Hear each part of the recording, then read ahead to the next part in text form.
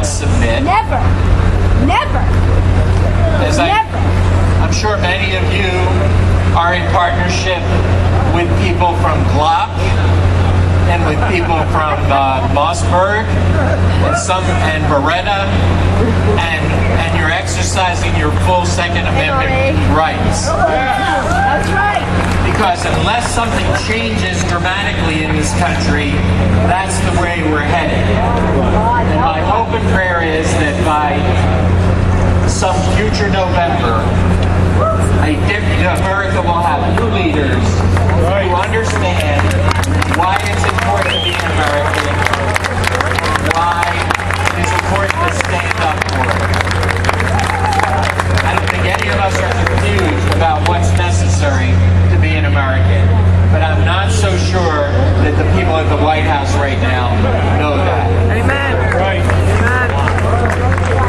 So let me say, as we are separated by time from what happened here, we will never be separated by distance. That's right.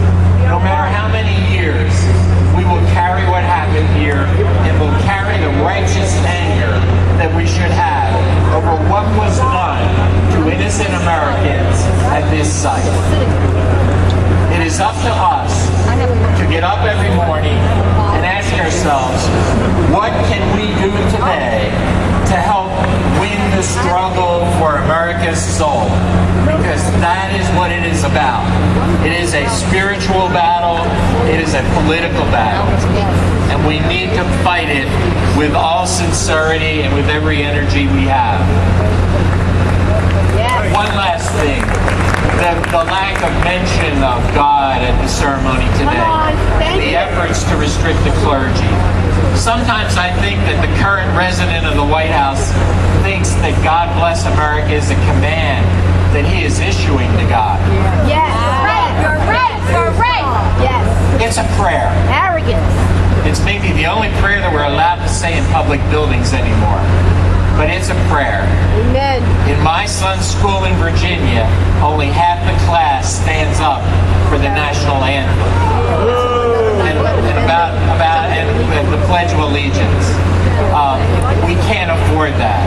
We cannot afford to raise a young generation of Americans who don't understand why we are Americans and what has happened. So, final point, fight. It's very simple. Fight. This is not a time to talk. This is a time to run for office like the gentleman from North Carolina, to get out there and support people, to stand up to the politicians, and they're all taking money from the Saudis. Stand up to them and tell them no. Don't get them out of office.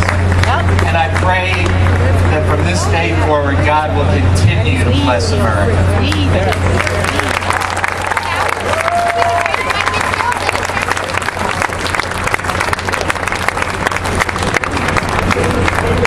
And now welcome, please, Helen Friedman, who is the Executive Director of Americans for Safe Israel. Americans for Safe Israel is a major political support group for the Jewish communities of Judea, Samaria, and the Golan Heights. AFSI supports the rights of Israelis free from outside interference to live and to thrive and to expand their communities all over the land of Israel. So please give a warm welcome to Helen Friedman. We love you, Helen! Woo! I am Israel! We've come together today to witness and participate in this huge outpouring of love and memory on the part of all those who treasure life and freedom. Amen. The pain that prevails cannot and should not be put aside. It feeds our memories so that we cannot forget. And very importantly, we cannot forgive. The truth must be told over and over again that even prior to 9/11, 2001, America had been attacked by Muslim jihadists World Trade Center was 1993. And despite destruction and death, it did not serve to be a wake-up call to America. Still hasn't. The Obama leadership today would still like us to be asleep. Yes? We are alone with myths of mindless multiculturalism. Interfaith dialogues are encouraged to promote interdenominational understanding. In today's modern world, there's been no lack of understanding amongst Jews, Christians, Buddhists, Hindus, and so forth. That's right. What the Obama world is promoting is engagement and understanding and appeasement of Islam.